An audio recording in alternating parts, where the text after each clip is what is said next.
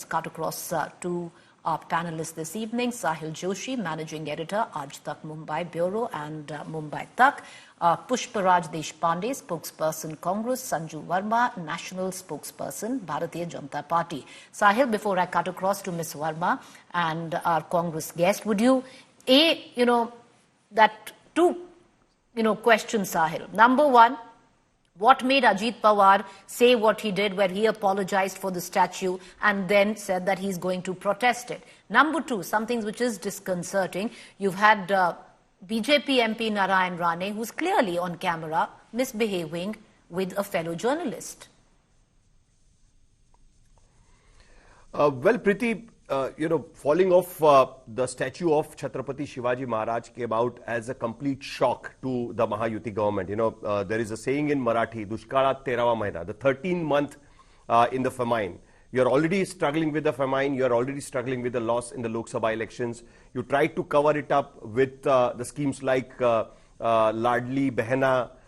You tried to come up with the schemes like 3 free cylinders to the household. You came up with the schemes like free electricity to the farmers. And then what happened suddenly is that the incidents in Badlapur, where the children of age 4 to 5 years old were harmed by, sexually assaulted by a worker in the school.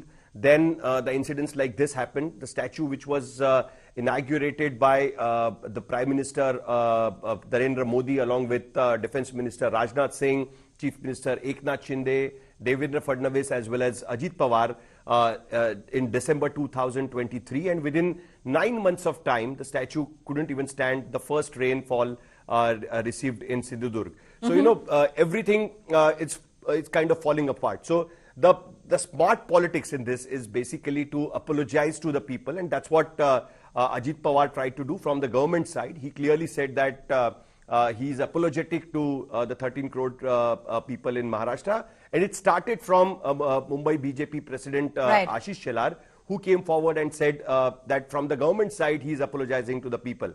But actually what has started harming this government is the way Narayan Rane, the member of parliament from Ratnagiri, Sindhudurga, and former cabinet minister who was also present when the inauguration happened because it was happening in his constituency. What happened is that the way he was found threatening to the people that I will kill you, I'll come to your house in the night and I'll kill you. He started threatening to the police. He started questioning that why the opposition leaders are coming to the site and what duty they have to come to the site. It completely gives a bad publicity. Hold on to that thought. I just want to play that video once and let's just quickly dip in because, and I want to correct myself, viewers. It wasn't a female journalist, but a male journalist that Narayan Rane misbehaved with, and those are the visuals on your television screen.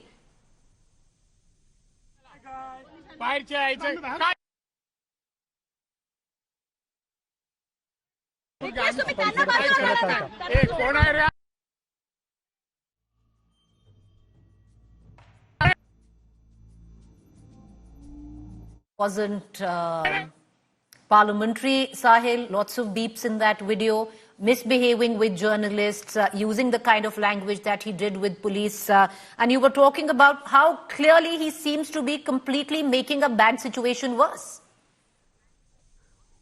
Yeah, of course, because, the government was trying to get into the damage control mode because, they cannot put a blame on the first reaction came from the Maharashtra government is that the statue was actually planned by the Indian Navy because it was a Navy day and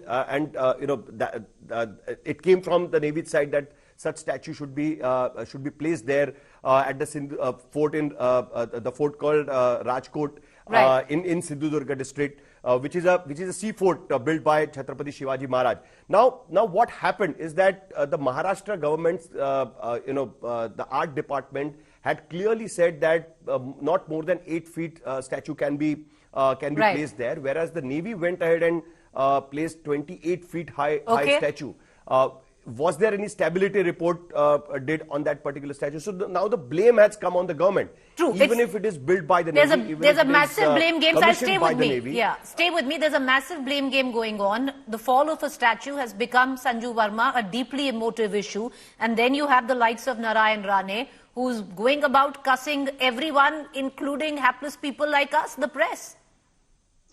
Preeti, first and foremost, I think for all the right reasons, the press is indeed the fourth pillar of democracy, and I'm not engaging in rhetoric, but I think any kind of intemperate behavior or flying off the handle, losing your composure in front of journalists who are only doing their job, albeit even if it is pushing a boom mic into your face, I think public personalities need to have, as they say, the skin of a rhino. They should be made of thicker skin than getting into verbal spats with media persons. Having said that, and I'm not defending Narayan Rane here, if he has used unparliamentary language, that is absolutely something I don't sit here and condone.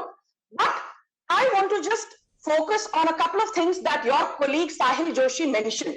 He says, in order to cover up for the Lok Sabha losses in Maharashtra, the BJP has come up with the Ladli Bahin Yojana, free cylinder, free electricity.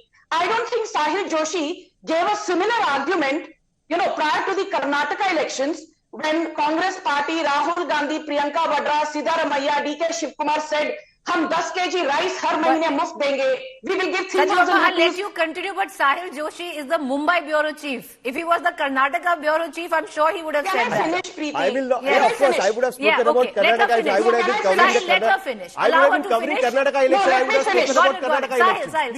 Sahil, let her finish. Allow Sahil. Yeah. Sahil, I respect you as a media person and a colleague of Preeti Chaudhary's, but let me have my say. This is her show. Sure. Thank you so much. I repeat, please. When the BJP does it, BJP is engaging in Ladki Behan, Ladla Behan Yojana because they are suffering from the, losses that they faced in the just concluded Lok Sabha polls. But when Rahul Gandhi says, "Muft bijli denge Karnataka mein, khatakhat, muft gas cylinder denge Karnataka mein, khatakhat, muft pani denge Karnataka mein, khatakhat, 10 kg rice denge har mahine, khatakhat," the entire media is salivating. Oh my God. This is a classic case of welfareism by Rahul Gandhi. And what happens? Water tariffs are up 30%, affordable housing prices are up 47%, electricity tariffs in Karnataka are up 52%, petrol diesel prices are up by 3 rupees a litre each, milk prices are up by 2 rupees a litre each, stamp duty charges are up by anywhere between 200 to 500%. So let's not even get there into Khatakhat versus Maharashtra and Karnataka on two sides of the spectrum. Let's focus on the issue.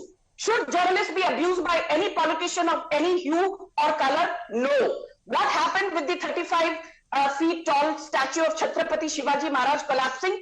Is that something we are happy about? No. Right from Devendra Fadnavis to Eknath Shinde to Ajit Pawar to Ashish Shelar, with folded hands, they have said that we are extremely sorry about what happened. Heads will roll. FIR under stringent sections of the new criminal code pertaining to sections 110, 125 and 318 of the new criminal code BNS have been slapped against Jaideep Apte and against Chetan Patil, the contractor and the structural consultant with respect to this particular statute.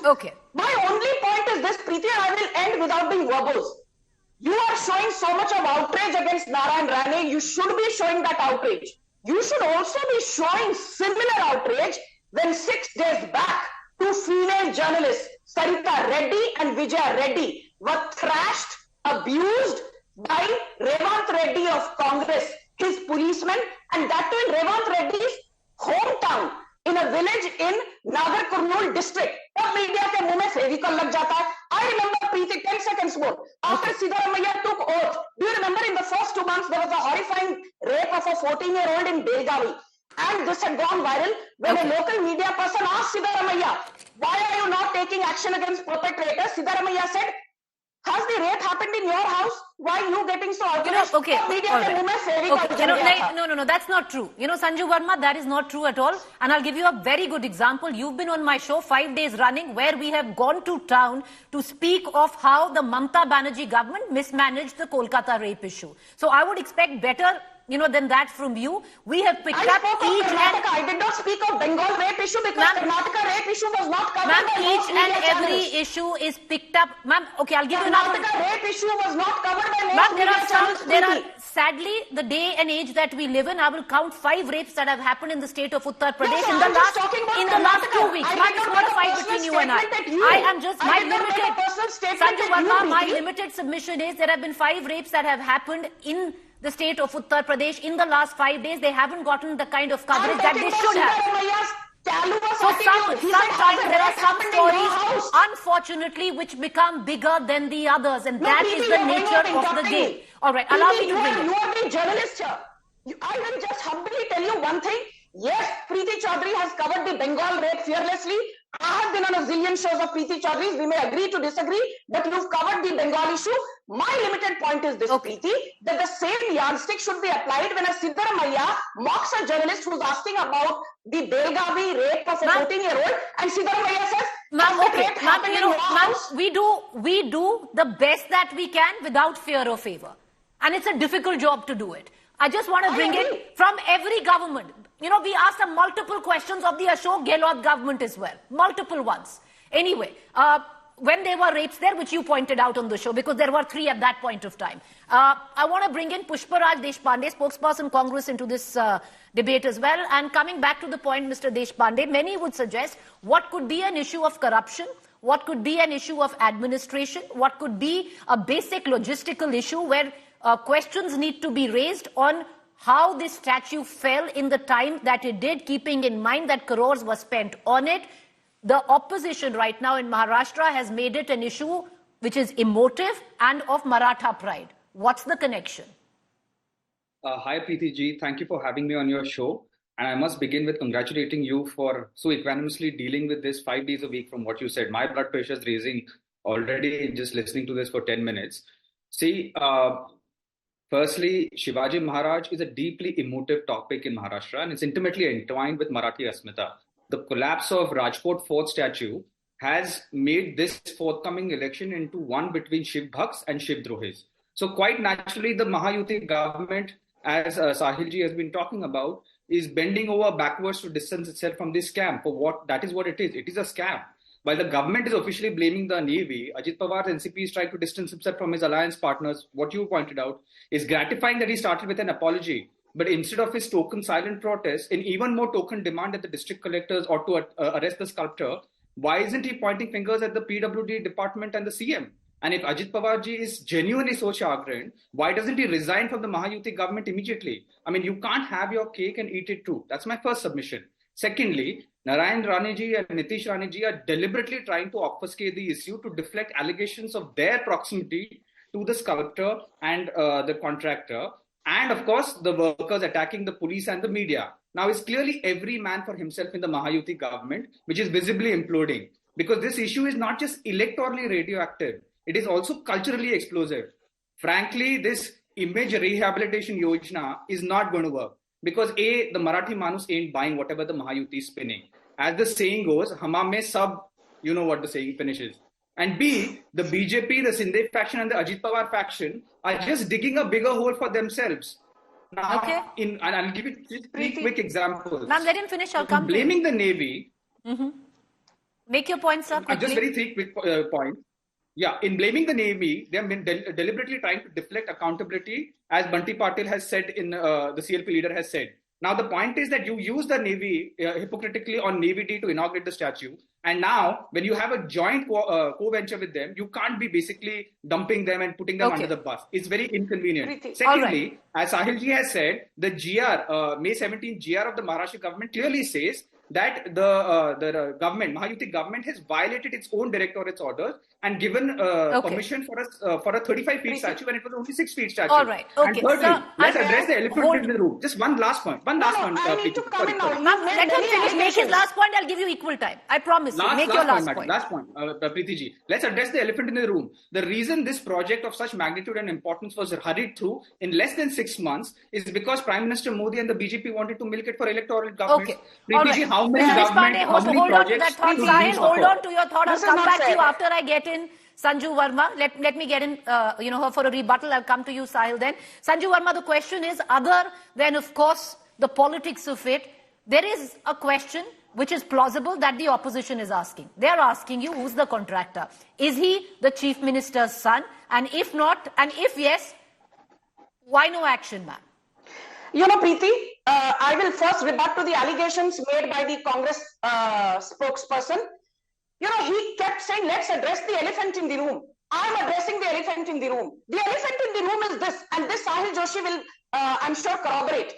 The Chhatrapati Shivaji Maharaj being built right in the middle of the Arabian Sea at a cost of 3,660 crores. The project was started when Devendra Fadnavis was the chief minister in 2016.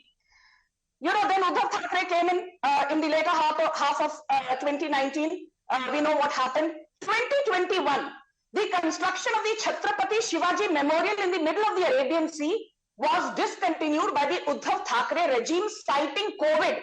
But this is the same Uddhav Thackeray regime which spent 30 crores per bungalow to renovate the houses of Shiv Sena, erstwhile Uddhav Sena councillors. This is the same Uddhav Sena which spent close to 3,953 crores to renovate the bungalows or offices or premises of people belonging to the Uddhav group who have their quarters in and around Mantralay. तो आपके पास शिवाजी स्मारक के लिए फुर्सत नहीं थी, पैसे नहीं थे, resources नहीं थे. You used COVID as a facade, but you went about gratiating yourself and your councillors and MLAs. Of course, this is not the 35-foot statue we are talking about. This is going to be one of the largest statues in the world of 212 meters, even more higher and more splendid than the statue of Vallabhbhai Patel at Kevadia. My only point is this. FIR has been lodged, accountability will be fixed, but the same Uddhav Sena and Congress is talking about Chhatrapati Shivaji Maharaj when in September 2022, we said that now INS Vikrant will have Chhatrapati Shivaji Maharaj's insignia. Rahul Gandhi said, "Ye to jumla hai." 1950. All right, Mr. Deshpande, quick rebuttal, 30 seconds. And then Sahil, I'll bring you in. Okay, ma'am, please, Mr. Deshpande. Can I get Mr. Deshpande? Quick 30 seconds for a rebuttal, Mr. Deshpande. Rahul Gandhi called this a jumla. So don't lecture the BJP, Mr. Go ahead, Mr. Deshpande. Come on. You'll never get your turn if you don't speak. Three quick points, Yes. Preeti ji. Sorry. Thank you for saving me on this.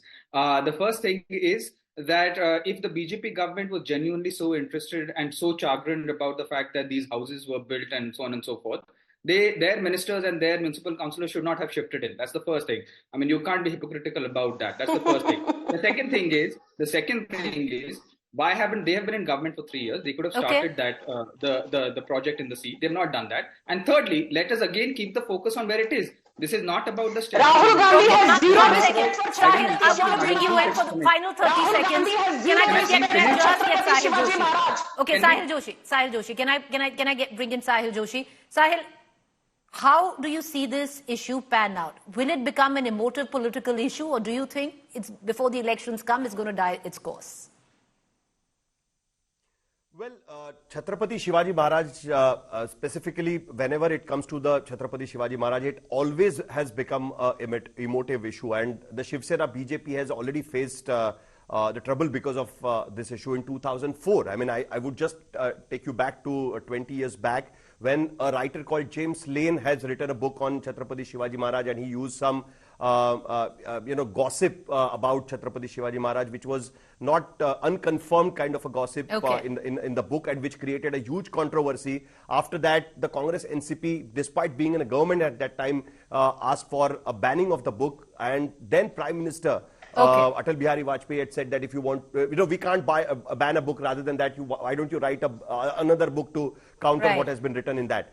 That had made into a controversy by Congress NCP, and the election which was about to be lost, they won it in 2004. All right, so it's that big. That's what we're talking about. The political parties in Maharashtra know what happens because of that, and that is the reason why we saw that it started with. Sahil Joshi can never find anything nice to say about the BJP. I'm going to end it there. Sahil Joshi can never say anything nice about the BJP. That's the problem.